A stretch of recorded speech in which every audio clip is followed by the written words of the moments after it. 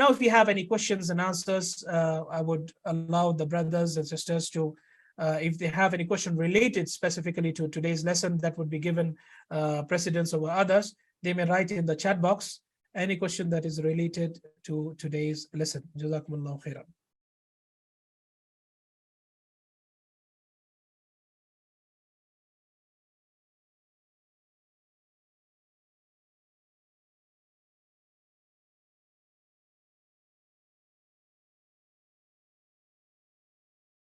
Assalamu alaikum. I request the participants to raise their hands in order to ask a question.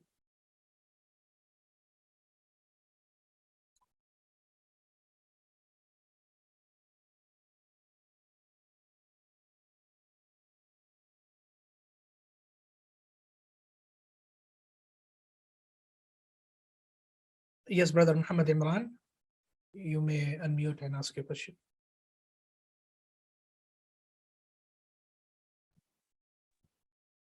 Assalamu alaikum warahmatullahi wabarakatuh. Wa alaikum assalam wa rahmatullahi wa barakatuh. Yeah, my name is Imran. I'm speaking from Mumbai in India. So first of all, thank you very much for a very insightful presentation. So my question is, there are verses which talk about how the human being was created. First, it was said that Allah subhanahu wa ta'ala created Adam alayhi salam by his own hands from the mud, if I'm not wrong, or dirty mud or water. And there are also verses which also refers, and you also mentioned in your presentation that human being is made of water. So can you please clarify this? Yes, Jazakumullah khairan. May Allah bless you. Alhamdulillah, that I was able to deliver a point that might have benefited you through this lecture.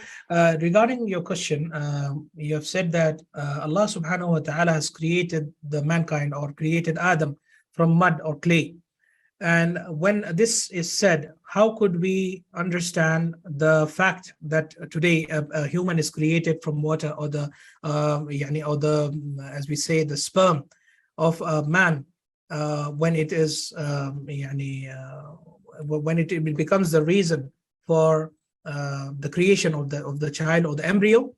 So we say that Allah subhanahu wa ta'ala has made al-asl or the root of the creation of the mankind or the human. It is the clay or the mud. Allah subhanahu wa ta'ala has made it as a root element for our creation, and in which we go back, and when we are buried, we return back to that mud itself.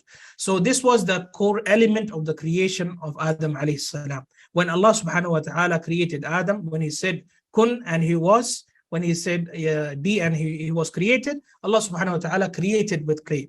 And we could not comprehend how does the mud, when we happen to think, how does the mud, when we look at ourselves, it's difficult for us to comprehend that how is the source, how were we sourced by the mud or the clay. This is from the ilm or from the knowledge of ghaib. It is Allah subhanahu wa ta'ala who created Adam, and we weren't there when Allah subhanahu wa ta'ala created Adam.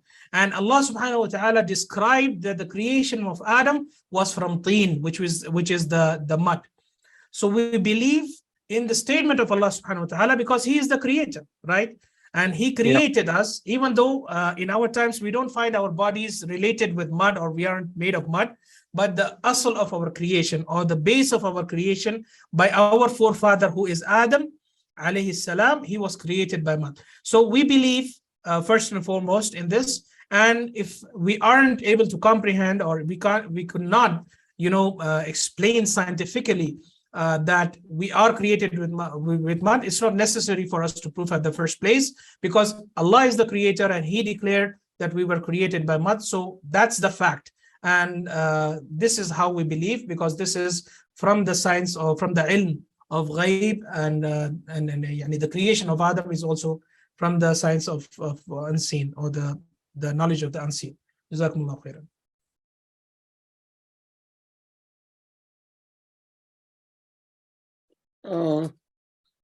Yeah, Shaikh, there is a question on the chat. So the brother asks, question, brother. Now, Assalamu alaikum. This is Saifullah. I recently moved to Bahrain. Just wanted to ask, are there any classes or dars offline in Bahrain? Jazakallah khair. So I will answer this question on behalf of the Sheikh.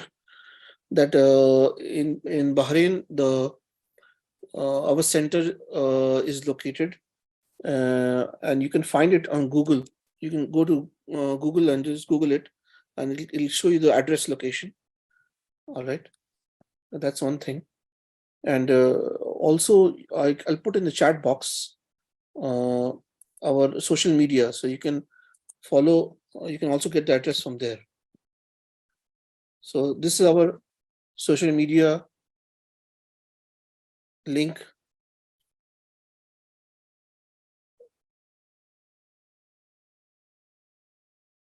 And you can follow us on YouTube and Facebook also. So there's another question.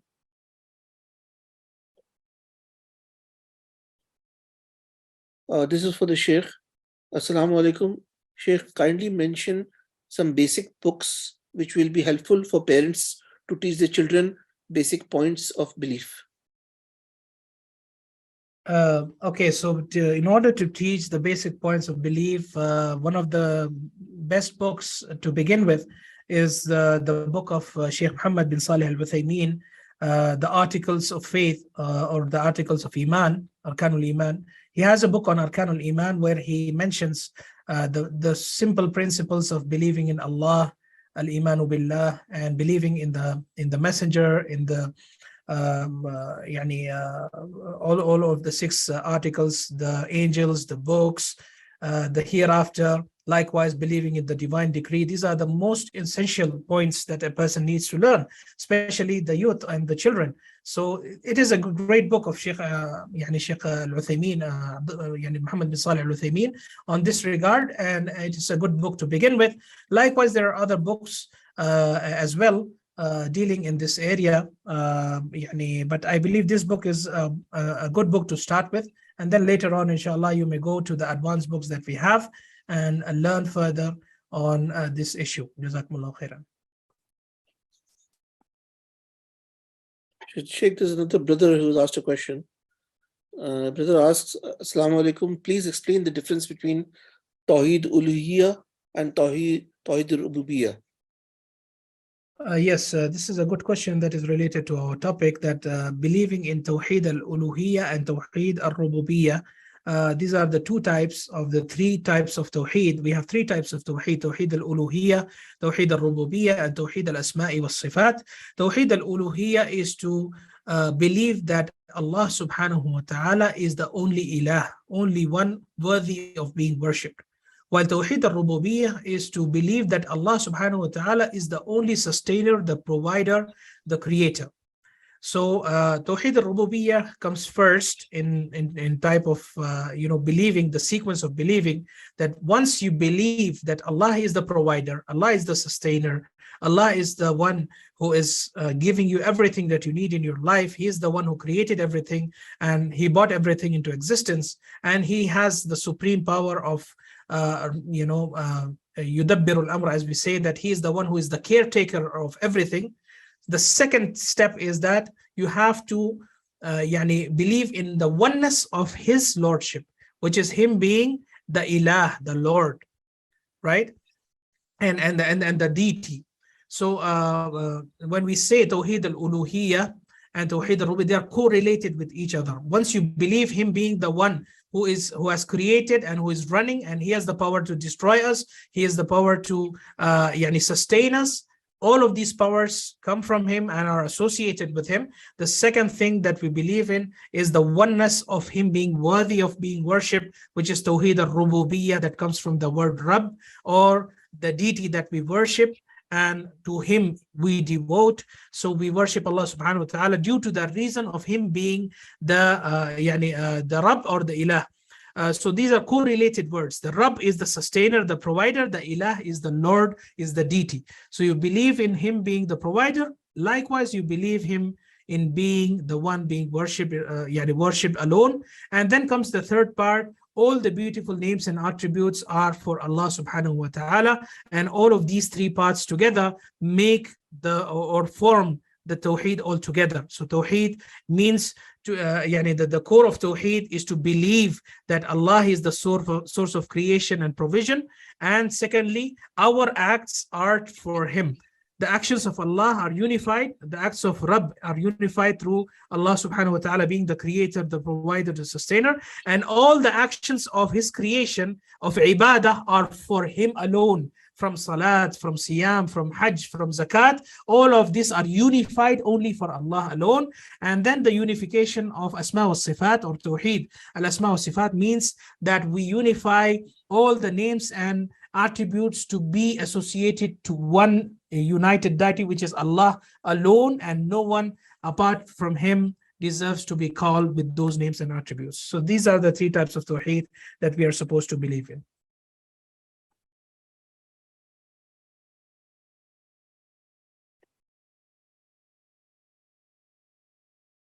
Also, I mentioned in the chat, if any of the participants are comfortable sharing in the chat with us their information, so we can add them to future sessions. We can inform them about it, and that would be helpful, inshallah. Jazakumullah khair. Yes, you could send the details to the admin in a direct message, the admin of Al Furqan Bahrain. And I believe, due to in interest of time, I would like to conclude today's session. Jazakumullah khairan for listening attentively and being a part of this session. May Allah subhanahu wa ta'ala accept our efforts and make us firm believers of Allah subhanahu wa ta'ala. May He make us steadfast on this deen until our last breath. Ameen ya Rabbil Alameen.